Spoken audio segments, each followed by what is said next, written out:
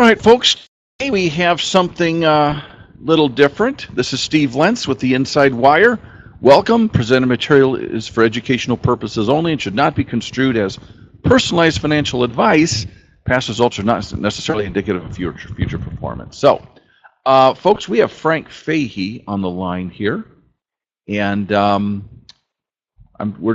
this is kind of new for us, and so I'm trying to turn it over to Frank, and he's the presenter there. And I'm trying to make sure that we can, let me bring this back. All right. And I want to make sure we can get Frank on the line and turn voice on. Confirm you want to start audio broadcast for the presenter. Yes. Okay. And hopefully Frank is going to join us. Waiting for user response. Hopefully Frank can you hear join me, Steve? up. Frank, you there? Yes, I am.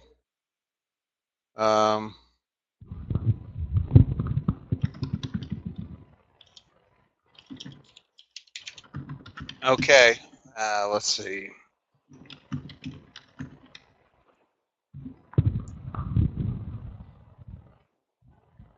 Hello, can you hear me now? No. Oh. Okay. There we go. Frank, we can hear you. Okay, that's scary. I have lots of words of wisdom. You're coming in loud and clear, so let's go ahead and whatever you can do to share your screen. Okay, I think I hit share here, I'm hoping.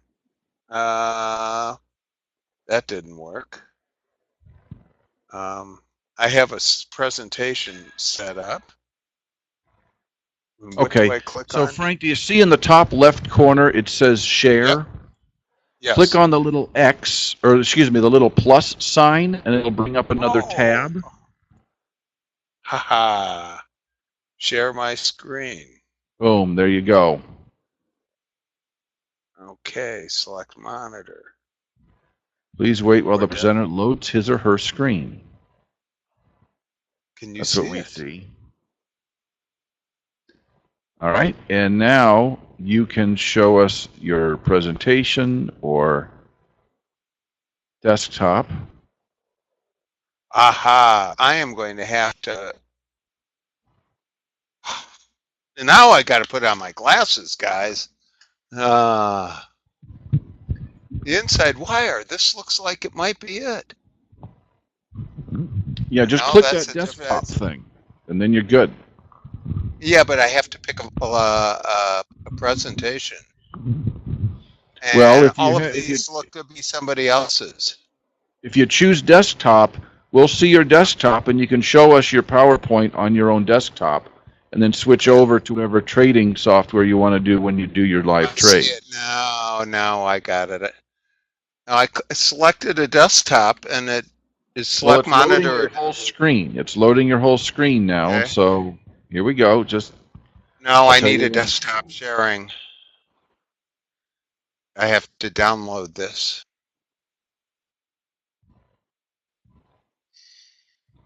I'm seeing. Hey, thanks everybody. Okay. Continue. Yes. I mean, I have to install Click Meeting software to share.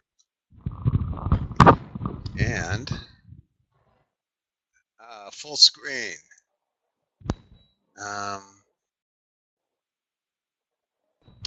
And we're looking over your shoulder at your understanding and trading the VIX. Okay, okay. Sounds good. Okay. So you take it away. Okay. Hi, everybody. Frank Fahey here. I hope this screen's big enough that you can read it. Today I'm going to talk about understanding and trading the VIX. I've been teaching myself how to trade the VIX, probably except November. And it tends to be an exercise in frustration. Well, not frustration. I'm actually, I've protected myself on the downside doing this, and I've learned an awful lot. To explain why I'm doing this, I trade a large position based on the S&P 500. It's ES, uh, the future and futures options. I could use the same thing trading uh, the SPX also, or even the Spider if it was a big enough position. But what I'm trying to do is learn how to trade this because as a hedge, and I'm also learning how to trade this as a speculative trade. So we're going to move forward here, but I'm going to go through the process where I'm teaching myself. Now, it's more than a 1 hour thing, but I'm going to give you an overview of how I do it and then a flavor of what I'm doing. Okay, so now can you see hypothetical performance disclaimer? A lot of what I'm going to be doing, at times I will be doing uh, a risk analysis, and that's based on mathematics and will it or won't it work. There's a certain art to using risk analysis. Now, OptionVue has a wonderful risk analysis system, which I love. And so I'll use that, but there's a certain experience in interpreting that because as things change, as price changes, time changes, and implied volatility changes, your graph will change. Okay, here I am. I'm older than dirt and have been doing this forever. That's basically what that says. But I was on the floor for, gosh, almost 25 years. I have over 25 years of experience of trading options for a living. And what that means is I have lost money every single way you can lose money. When I go, I don't know if I do that. If you touch that, you may find out it's hot. I've done all that. And so my advice is based on experience. And despite losing money, I've managed to keep myself in business. That's the big thing when you're trading options, is because bad things do happen to good people and to options traders. So, but I've managed to stay in business since I first walked on the floor in 1984. Okay. Favorite saying of mine is chance favors only the prepared mind. Well, what I'm doing here is learning the VIX. And I have some pretty significant VIX positions. You'll see some as when we move forward, when we do the live trading. But I'm still learning.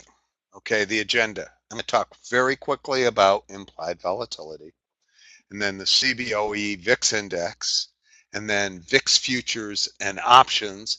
And then we're going to do a live trade, and then I shall throw in where we may find information about this. Okay, first rule of trading, know what you're trading. I will ask people questions about different products they're trading, or if they're trading an equity, when's earnings? Oh, I don't know. Well, if you're trading something, you should know what you're trading. That includes going to the CBOE.com or the Options Industry Council and getting the contract specifications of what you're trading.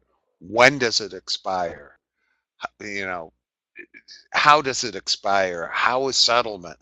These are all very important things to know. And it's, okay, Adaware wants me to update myself.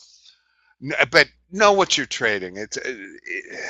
Ignorance is not an excuse, and it's all out there. Google is your friend, so make sure you do it. There's lots of training out there where people have different views on the VIX. Nobody really understands it very well. I'm starting to, but I'm still learning on a daily basis. Okay, basic facts of any option strategy. All of the option strategies work, okay? And they describe a specific set of expected outcomes given changes of price in the underlying, changes in implied volatility, and time, days till expiration. And one thing that we have learned is no strategy works all the time. And that's a very important thing for us to learn. People expect there's no such thing as that golden strategy that will give you 500% at a time. Guaranteed. And I've seen webinars where they will literally say we guarantee, and I don't know. They must be doing it from some offshore island when they say that. And at times I will attend them, and I'm going, nah, that's not how it works. But the whole thing is any strategy I trade, I'm constantly learning because the viability of any strategy changes over time. One thing that's important to know is understand the margin requirements of any strategy you trade. And your clearing firm or your trading company should be able to explain it to you, whether it's Thinkorswim or Interactive Brokers or Options Express, whoever it might be. They will explain. And sometimes you'll find that one strategy has a much smaller margin with one company than with another. That's something I have learned. We'll talk about implied volatility here quickly. Implied volatility is basically how it's a measurement of how much premium, time premium, extrinsic premium is in any option. It's called implied volatility because we know there's 6 variables when you're computing the option pricing model, and I deleted that slide, of course, as I was doing this. But and then there's risk-free interest rate. There's days until expiration. There's the price of the underlying, and one of them, the variables, is volatility. Well, we don't know what the volatility is, but we do know the option price through the auction market. So if you know the other 5 variables and the option price, you can solve for volatility. And it's called implied volatility because it's implied by the 5 variables in the option pricing model and the option price. Okay, so the question is, why trade VIX and related products? And today we're going to primarily focus on the VIX itself, VIX futures and options. Okay, and I'm going to turn off my phone here if I can. Okay, I just have. And the main reason is liquidity. And I'll show you what I mean here.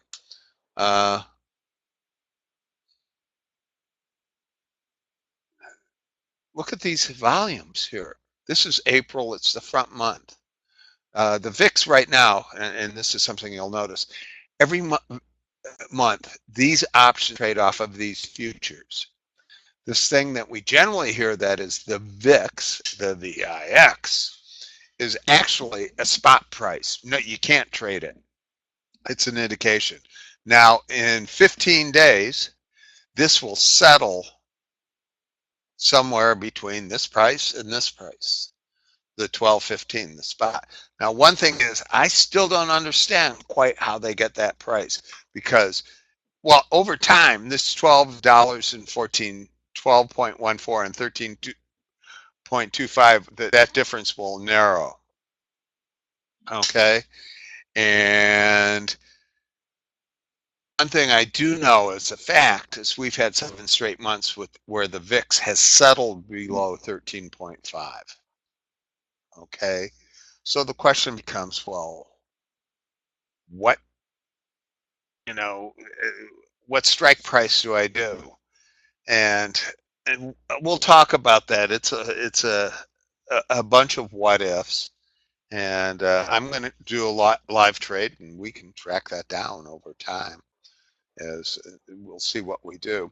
One thing is that I am going to trade this as if it's a trade to make money rather than a speculative trade, because quite often a speculative trade rather than a hedge trade. The purpose of a hedge trade is to prevent a defense against, in this case for me, the market going down rapidly, and I want my VIX position to give me additional protection beyond the protection that I have in my E-mini position or SPX position. So, but you look at this, relatively narrow markets, 18,000 trade, you start looking at this, 9,000 trade. This is a pretty good volume when we compare it to other things. There's a good volume in May. June, it's Now, and there's certain what we call volatility events. So right now we have a political climate that is a volatility event by itself. It's like, holy cow, what's going to happen? We have President Trump meeting with the Premier of China. What's going to happen from that? That makes the markets a bit more jittery. Okay. In addition, on April 23rd, which is after April 19th, is the French elections. And so the question is, will the populist or nationalist slash Le Pen party win or not? How will that impact the market there? Will we see another Brexit on the part of the French if Le Pen wins? We don't know. So there's some uncertainty going there. In addition, there's other things going on. People are getting a little concerned. The closing high to low in the VIX in March was 2.54 points. That's on this VIX right here, wide. And it's the second lowest range it's ever had. And so people are saying, well, the band is getting wound tightly. But we'll go back. But why the VIX? Volume, liquidity. I can get in, I can get out. But understand that the VIX can move very quickly at times. So that's why when we trade, I'm going to trade a 10 lot because that's large enough for me to pay attention to, and it works well with other larger positions I have. But I'll be watching this on a moment-to-moment basis because I trade all day long. So we'll go back to close this and this. So it's liquidity rules. Okay, so implied volatility looks to the future. It assumes, the price at which an option is currently priced in the market, and it's determined via the option pricing model. And it reflects what the marketplace thinks the volatility will be in the future. It's a consensus of all the market participants. And what does that consensus come from? The auction marketplace for the price. And who determines option market prices? You and me, market makers, anybody who trades it, either via a bid or an offer. Now we may go over a little today. Okay, now we're going to talk about the CBOE volatility index. Okay, and this is an overview. I don't want you to get, well, somebody said, I'm talking to a screen you do not see. Does everybody see the screen? here?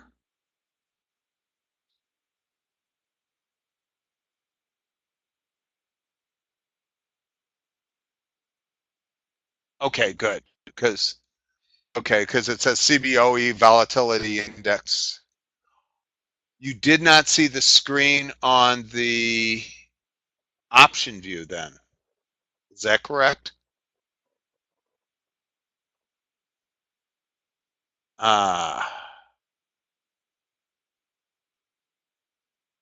That's problematic. I'll try to figure out how I share multiple screens because it's on the same uh, monitor. I have 6 monitors going, so that's rather problematic. Okay.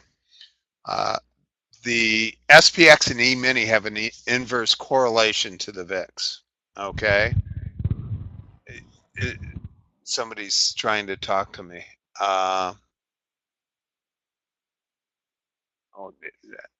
we'll find out. When we go back to OptionVue, we'll try and do it again. And so, hello? I hear something. Never mind. So it measures the expected implied volatility. And that's the VIX. This is the cash VIX. It's a rolling 30-day implied volatility number. Now, generally, people want to get into the,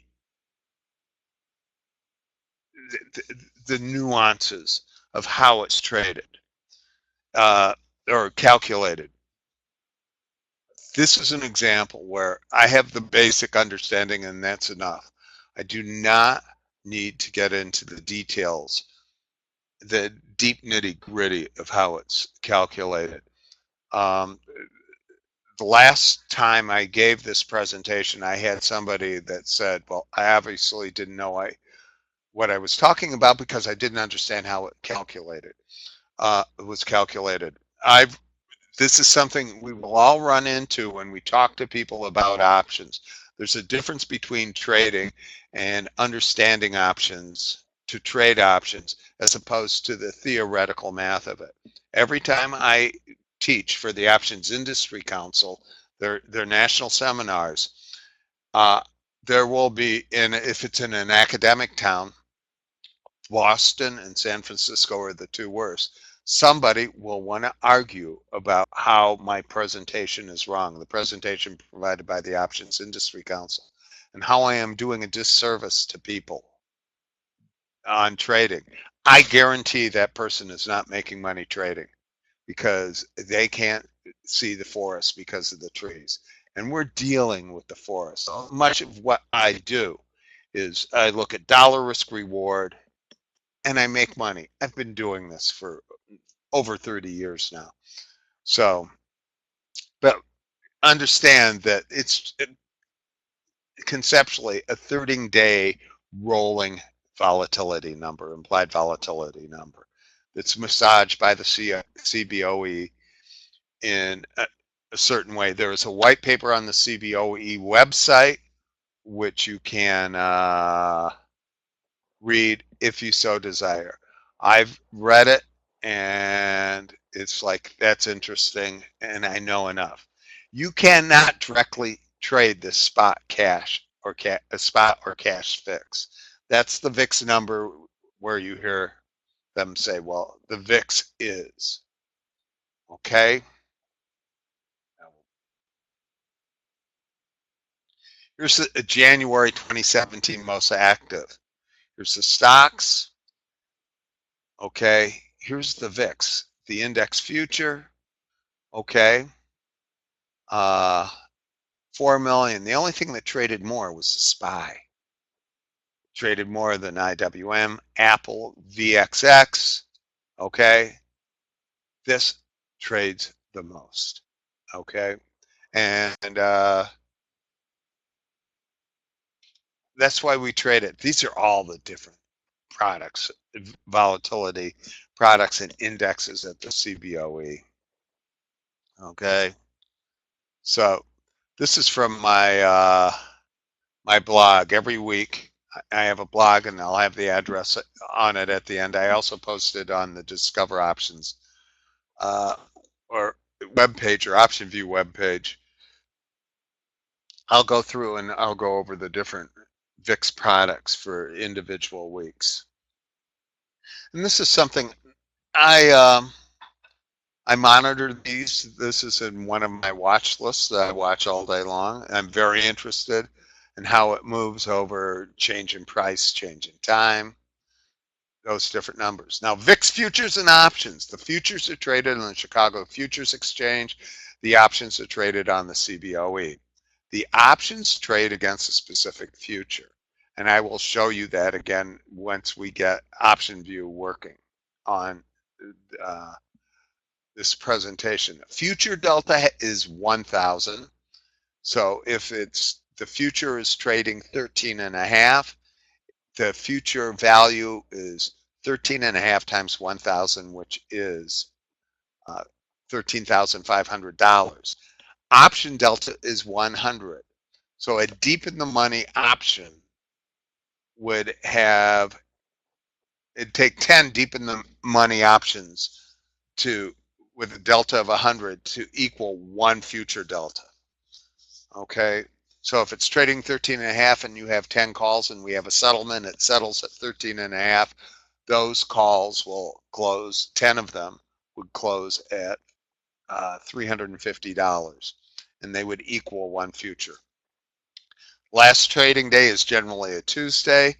There's nuances to the trading days because it's based on the previous expiration of the SPX. It's AM settled on Tuesday morning. This is something I'm still trying. I've gone through 4 settlements, and I come up with new questions every morning, like, how'd you come up with this price? Well, and nobody's really explained it to me. But this expiration is 30 days before the next S&P 500 expiration. Now, I hope everybody has a copy of this calendar sitting on their desk, print it out, looking at it. It's everything we need to know. I lived and died by this. It tells me when expirations are. So we had the 16th. I can look, and this is exchange holiday, Good Friday. The 21st is the next equity and index settlements. You'll notice here the 19th. Whoops, we'll go back. Right here, April 19th, March 22nd. This is when the VIX expires. The VIX stops trading at 3 o'clock. The April VIX options at 3 o'clock on the 18th. So, and they can move 50, half a point between night and the morning. So I'd suggest trading small. You can learn by trading a 1 or a 2 lot just as well as you can learn by trading a 10 lot. I have a bit more experience than you, so, and I trade for a living, so I'll trade bigger than you will. This is definitely an example of, when we see somebody doing a car commercial and they say this is done by professionals on a closed course, do not attempt this at home. When you start trading this, do not mimic my size. I do it because if at a certain size, I'll pay attention to it. If it's, quite frankly, if it's a 1 lot, I'll zone out and I will not manage it correctly because it's too low on my priority list.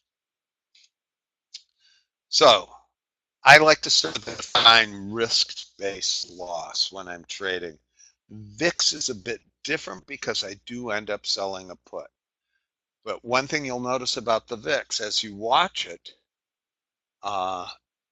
it rarely settles below 12.5. I mean, we're coming up with a new range, but we're learning. Okay, you can margin the hedge, the the position with the appropriate future. It's marginable, meaning that they add that into the calculation. The movement in the volatility can often be very short-lived. I mean, very short-lived. So when a profit's given to you, get out of it. Okay. So when I put something on and it's to make money, and this is in any underlying, I put in a closing order. I may not put it in for the whole order because I may be scaling out of risk, uh, or scaling, taking profits that way. I call it walking into risk and walking out of risk. Uh, Over the short to intermediate term, it mean revert. So it'll go to, right now the new normal seems to be around 12.7. I'm talking about the futures, what I'm trading off of. But you'll see what that mean reversion is. Right now the VIX is trading 12.23. It's down 15 cents. Today is April 4th. And gosh, it's 11:36, and it cycles in the long term. So we'll see it can trend down. We've been trending down for the past 7 to 8 months. The old normal used to be 15. The new normal is, gosh, 11.75 to 12.5. But it looks like we always seem to settle right around 12.5 to 13. But are we going down? Time will tell. It's a number of different strategies. The first thing that determines the strategies is what's the purpose of the trade. In my case, quite often I use to hedge it. One thing I do during the day is I do try to do some speculative trading on it and make a profit on it, because I also trade futures again. Everything's decaying. The futures lose value and price over time, and so do the options, and it can be difficult. Broken wing butterflies, with or without extra short calls. That's not a bad way to do it. There's ratio rights, which would be buying a call and selling another call on a greater than 1-to-1 basis. In other words, it's a butterfly uh, without the third leg of buying the calls. And then something called risk reversals, which entail selling a put, buying a call. Now there's two different flavors of risk reversals. You can just do the standards, sell a put and buy a call, or you can sell the put and buy a vertical. And that's what I do. So I'm going to trade a risk reversal. Okay. I do use the Black-Scholes pricing model. Uh, so it works pretty well. OptionVue does the best job of providing a option pricing model, actually for everything to do with options, equity options, index options, and now the VIX. It does a very good job. Okay.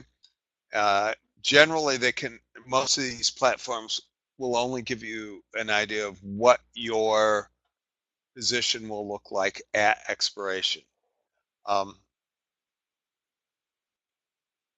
I One thing that all of you should do is work on gaining a sense of what your risk is without the graphs. You may have to call in, and it's a good idea to understand the Greeks and understand where you are. One thing I look at is I look at dollar position value. Am I making money? Am I losing money? That's all that really matters. At times, the Greeks are. So let's do some live trading, and I'm going to try this right now. Um,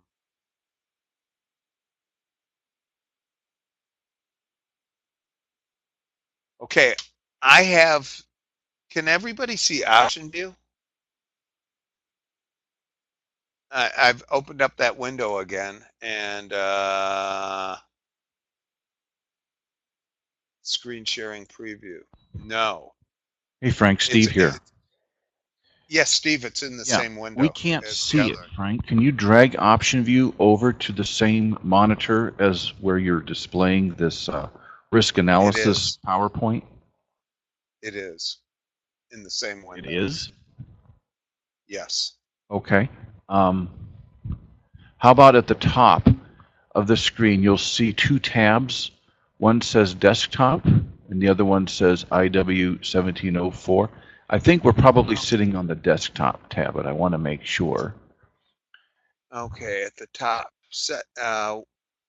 And Where you is? might be able to click that little plus sign and choose another. Let's just see if that possibly can work, and you could create another share. But let's just Let's see see.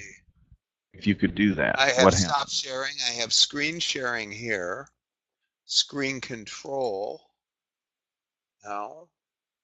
And where is this? I can't find the plus right now. If you're looking in the platform, the Click Meeting platform, at the top left, you'll see where it says Share, and then it says IW1704, and then another tab that says Desktop. I see click meeting, screen sharing, screen control, and chat. I don't have. Um, I see inside wire 4.4. I have volume. Okay, are you in It's the screen that shows you the chats where you can see people typing yes, in stuff on the right? And then on the left, you'll see where it says Risk Analysis. You're displaying your yes, I see PowerPoint. that. Okay, then go up to the left above that, and Uh it'll say there should be two tabs up there. huh. No, I have a minus for click meeting and an X. Screen sharing, screen control, and chat on the left. On the right, I have actions, chat. This is minimize, maximize. And going across the top from the right, I have end event, time, Well, click lock screen unlock. sharing. What happens when you do that? I mean, we have to get OptionVue. Yeah, it shows my risk analysis there. There's a draw, there's an arrow, there's a trash. Select new screen area. Something's happening now. Okay. Ah, Let's see what happens. here I, here I just figured this out. Please wait while the presenter loads their screen. So let's just see what happens here. Now, there's an art to this. Okay.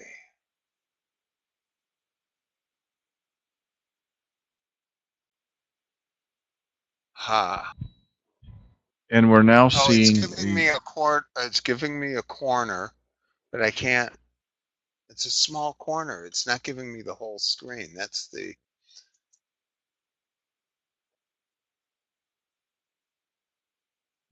Let's see.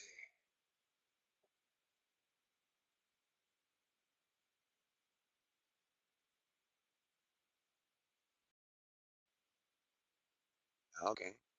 That's the the upper left hand corner. Gosh.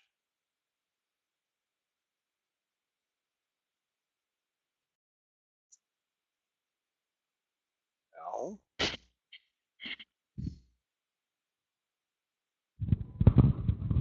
Select a start point.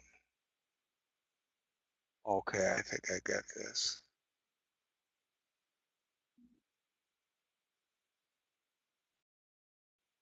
Ha! How's that, guys? perfect. Can you see?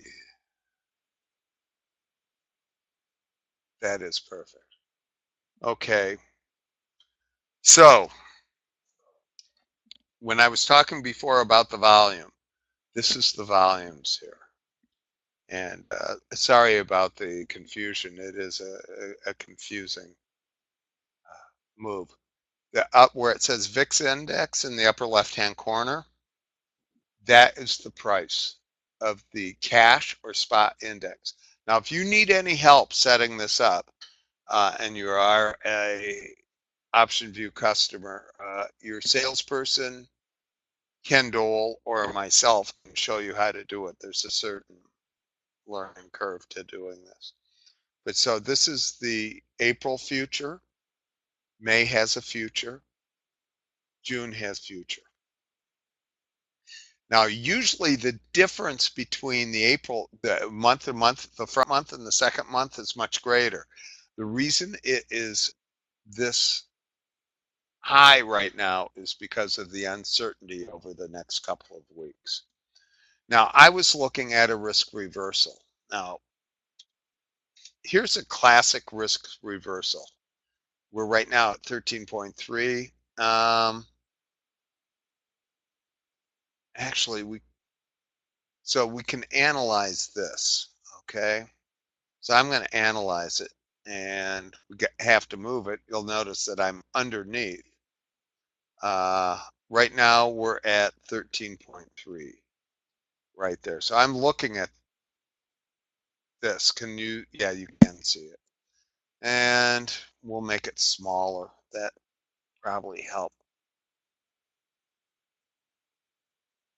Okay.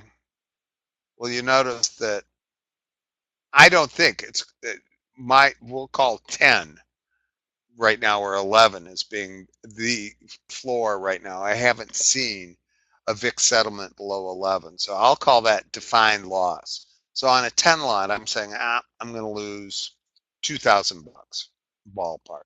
That's what I'm expecting. Now I will start dancing before adjusting before I see that. As I move up, you see that there's a potential unlimited profits, we'll call it, to the upside, to infinity and beyond. But it's the downside that concerns me. And I'm paying, in order to do this, 50 cents and buying this and selling that, about 2 cents to do it. Okay. But I choose to, we'll sell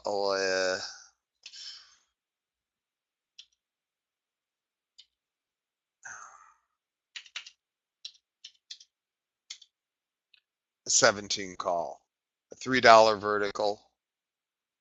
And you'll notice, look how the small difference between these to the upside.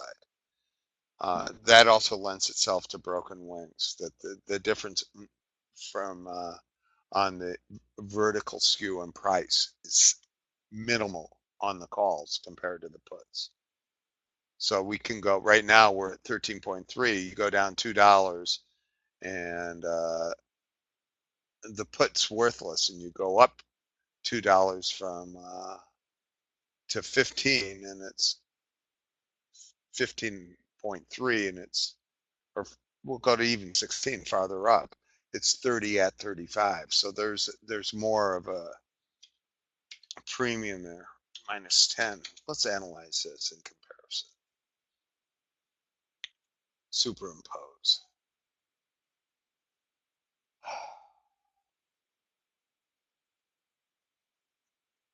So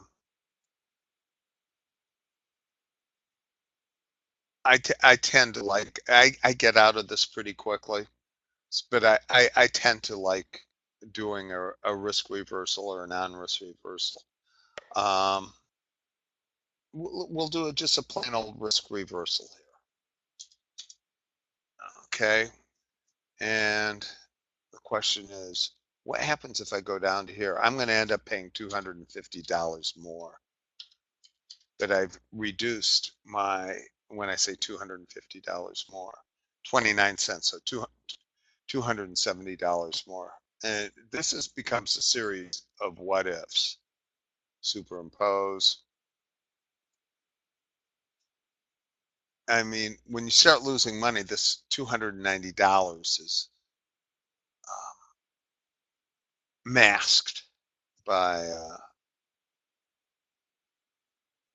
the dollar losses here. 297 and 1400 isn't that much. So we'll do a risk reversal. I'll do a 10 lot risk reversal.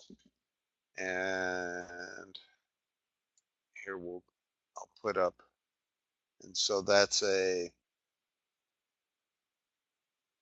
12 and we'll do 12 and a half, 14, because psychologically we haven't closed below 12 and a half yet on the settlement. So I'm going to do that, and hopefully we will be able to see the live trade.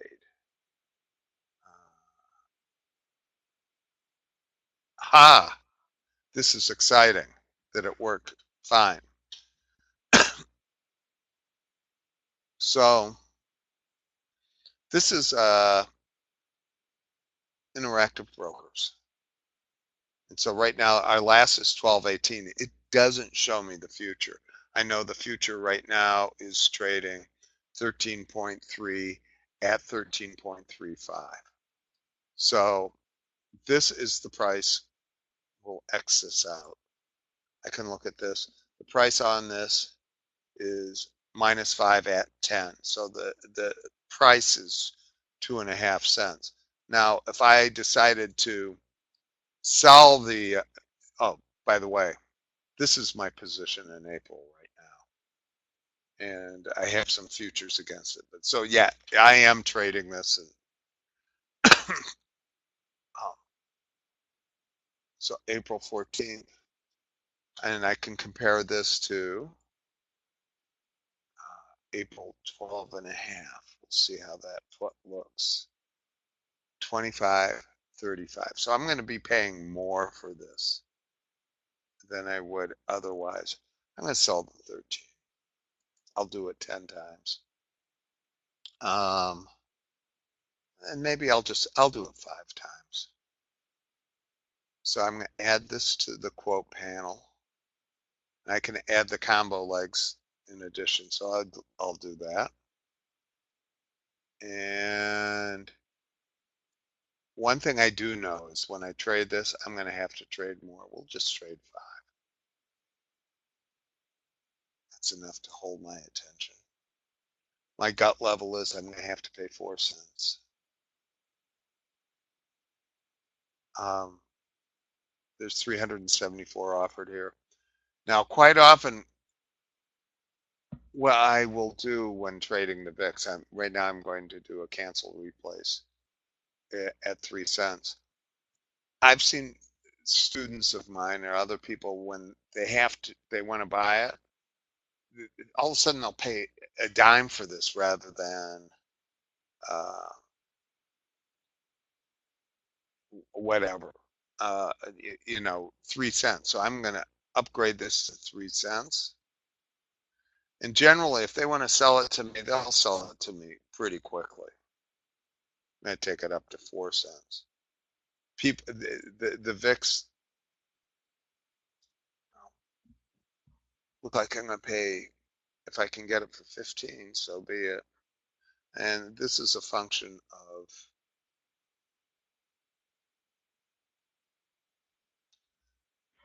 I probably get part of what's happening here is as I'm doing this, the VIX has got the mini's gone down from 2355 to 2352, and you'll notice that the bid has grown on the April 17th, the April future, and the offer has gotten smaller. So I'll do one more, just pay 20. And I'm actually surprised. Normally I don't, moving this does not create this sort of, I'd be filled usually on a move of 2 cents, and we'll cancel this again. Create duplicate. And you'll notice that when I put it in, it was -5 to 10. All of a sudden I canceled it and there was 600 bid for at 0. So that tells me that the real midpoint right there, see how that clicks up? That's the real bid, an inside bid. So a nickel is really the midpoint. So I'm willing to pay 7 there. Okay, and let's see.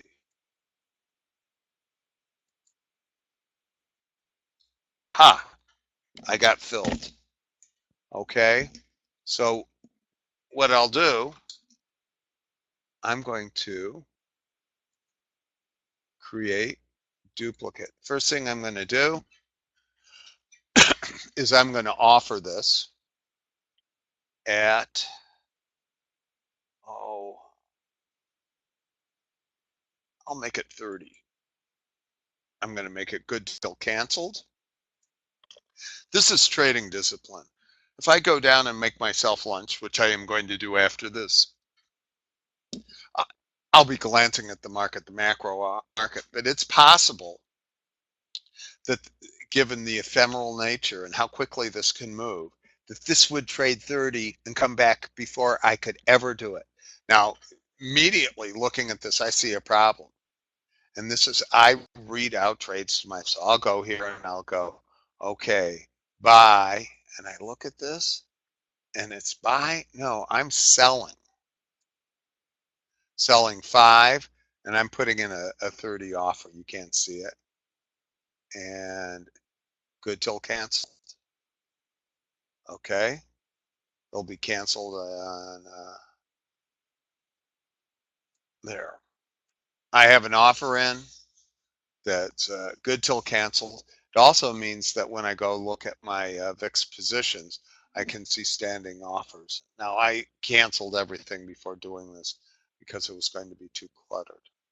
But so we'll look at this and monitor it over time. So right now, I know that 7 is the good price. And it's interesting, 782. Okay, now we're trading at 23.51 on the SPOO. Remember, it's an inverse relationship. When we started doing this presentation, the market was 1320, 1325. Then it went to 1325, 1330. Now we're at 1335, 1340. And notice that the ask just changed on this. If I do 5 at 30, that is a quick profit of 5 times 23 or $115. And so this is, Frank's trade here. Now we'll go back to my presentation and we'll see how this works.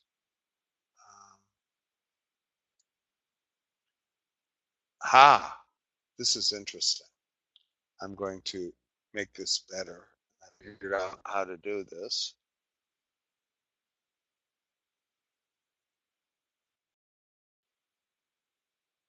Okay. So we've done the risk analysis. Some closing thoughts. Know what you're trading. And there's lots of little nuances to this. Know volatility. Okay.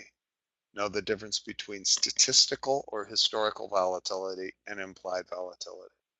I never made a dime until I understood the volatility concept of options trading.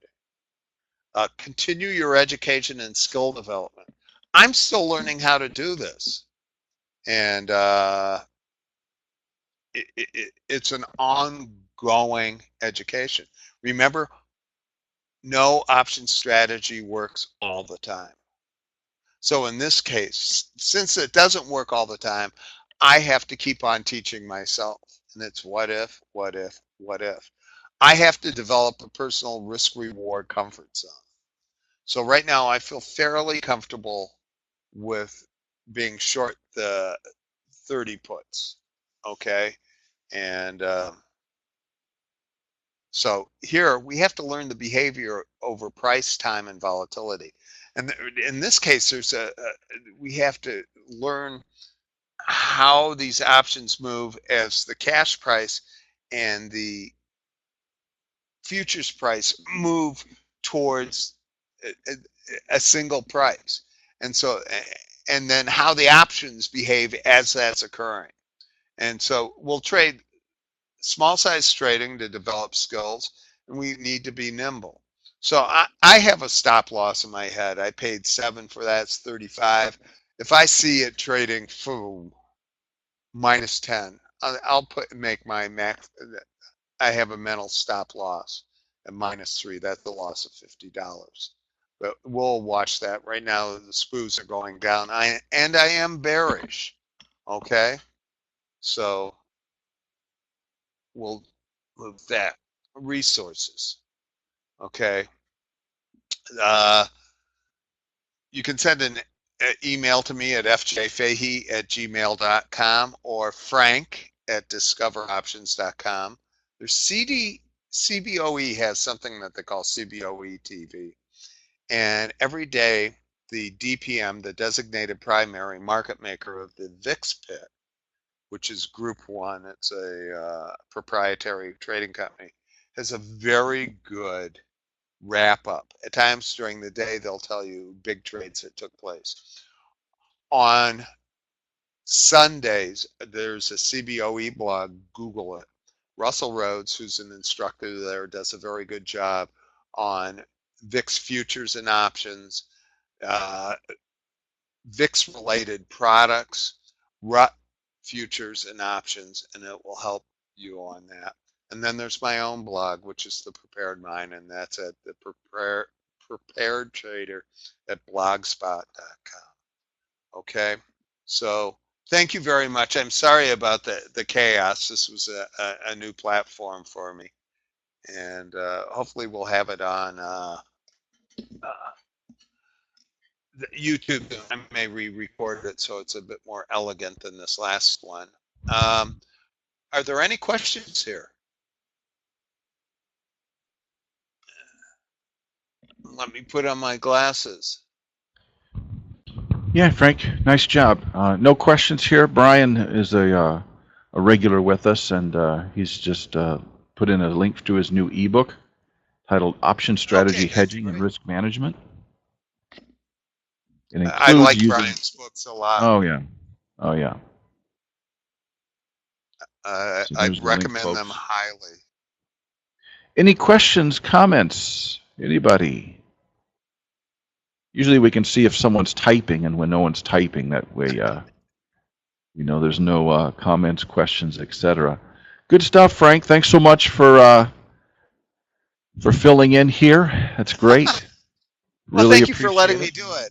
Oh, absolutely. It's, and OptionVue is a great product for doing it. So, and I can, in the comments, I'll send what prices I did this at so that there is a record. We know that I did it for 7 cents. But it's interesting how when you put in that bid, all of a sudden it was -5, -10, and the next thing you knew, when I put in a 5 bid, 600 appeared bid for it 0. You know, you sort of goad them into showing their hand, which is nice. Okay, thank you very much. Thanks so much, folks. We'll see you next week. Take care. Have a great rest of the week. Bye-bye. Good luck, Steve.